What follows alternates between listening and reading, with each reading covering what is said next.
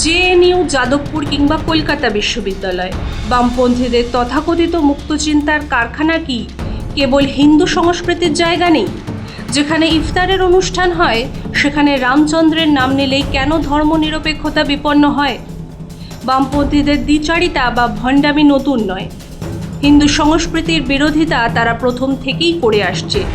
জওহরলাল নেহরু বিশ্ববিদ্যালয় কিংবা যাদবপুর বিশ্ববিদ্যালয়ে এদের কর্মকাণ্ডে বারবার উঠে এসেছে হিন্দু বিরোধিতা। এই আবহে ফের একবার রাম পুজোর বিরোধিতায় বামপন্থী ছাত্র সংগঠনগুলি। প্রসঙ্গত, কলকাতা বিশ্ববিদ্যালয়ে রাম পুজোর আবেদন জানিয়েছিল আরএসএসের ছাত্র সংগঠন অখিল ভারতীয় বিদ্যার্থী পরিষদ। কিন্তু এরপরই এসএফআই এর তরফ থেকে পাল্টা স্মারকলিপি জমা দেওয়া হয়, যাতে বলা হয় বিশ্ববিদ্যালয় প্রাঙ্গণে এই পুজো করতে দেয়া হলে শিক্ষা প্রতিষ্ঠানের ধর্মনিরপেক্ষ চরিত্র নষ্ট হয়। শুধু তাই নয়, তাদের আরও অভিযোগ, এভাবে শিক্ষা প্রতিষ্ঠানকে ধর্মীয় মৌলবাদের কারখানায় পরিণত করতে চাইছে এবিভিপি।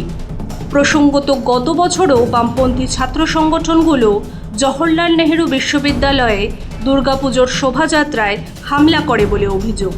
অন্যদিকে যাদবপুর বিশ্ববিদ্যালয়ে যখন ইফতারের আয়োজন করা হয় এবং তখন বামপন্থীদের সমর্থন দেখা যায়, কিন্তু রামনবমীর পুজোতে তাদের আপত্তি। কি অদ্ভুত, তাই না? বিপ্লবী ছাত্র ফ্রন্ট, যাদের বিরুদ্ধে মাওবাদীদের প্রতি সহানুভূতির অভিযোগ রয়েছে, তারা তীব্রভাবে রামনবমীর বিরোধিতা করছে। তাদের সোশ্যাল মিডিয়ার পোস্ট দেখলে তা স্পষ্ট। রেভলিউশনারি স্টুডেন্ট ফ্রন্টের পোস্টারে বলা হচ্ছে রামনবমী নাকি সাম্প্রদায়িক হিংসা ছড়ানোর অস্ত্র।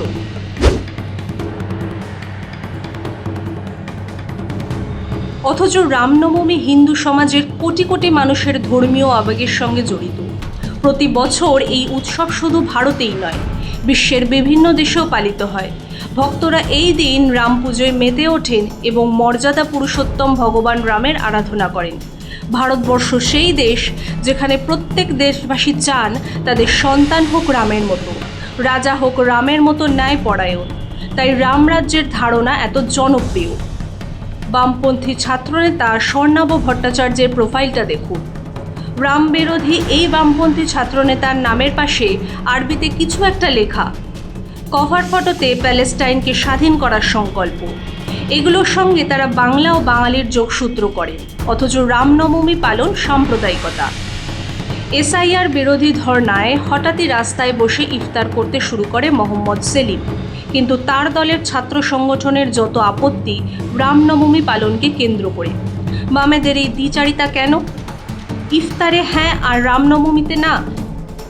2025 সালেও যাদবপুর বিশ্ববিদ্যালয়ে ইফতারের আয়োজন করা হয়েছিল এবং সেখানে বামপন্থী ছাত্র সংগঠনগুলির উপস্থিতি ছিল, কিন্তু রামনবমী নিয়ে তাদের যত আপত্তি। যাদবপুরে এবিভিপির ছাত্ররা তাই স্লোগান তুলেছে, মাওবাদীদের বাবার নাম জয় শ্রীরাম।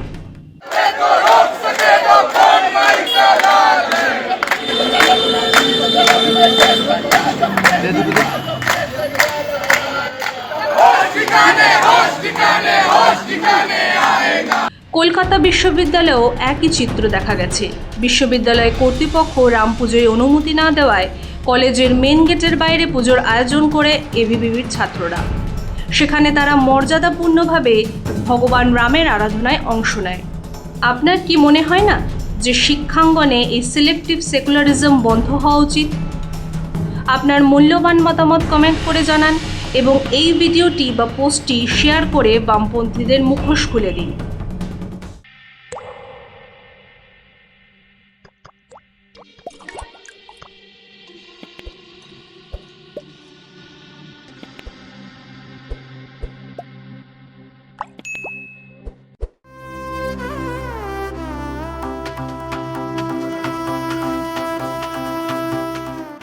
भारत विविधताओं का देश और भारत के हृदय में मध्य प्रदेश, जहां आस्था, प्रकृति और विकास एक साथ आगे बढ़ते हैं।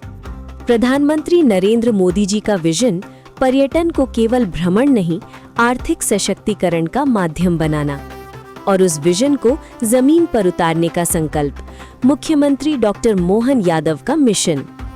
पीएम श्री पर्यटन वायु सेवा इंदौर, भोपाल, उज्जैन, ग्वालियर, जबलपुर, रीवा और खजुराहो को जोड़ती नई उड़ानें।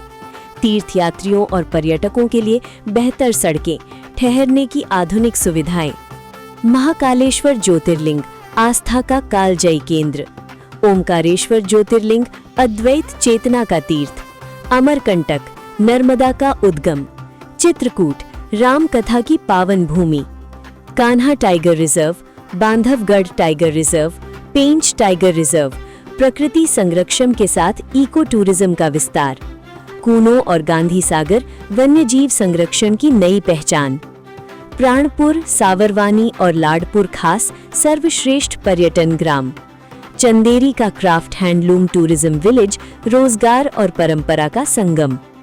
मोदी जी का विजन भारत को वैश्विक पर्यटन मानचित्र पर अग्रणी बनाना। यादव जी का मिशन मध्य प्रदेश को उस विजन की धुरी बनाना।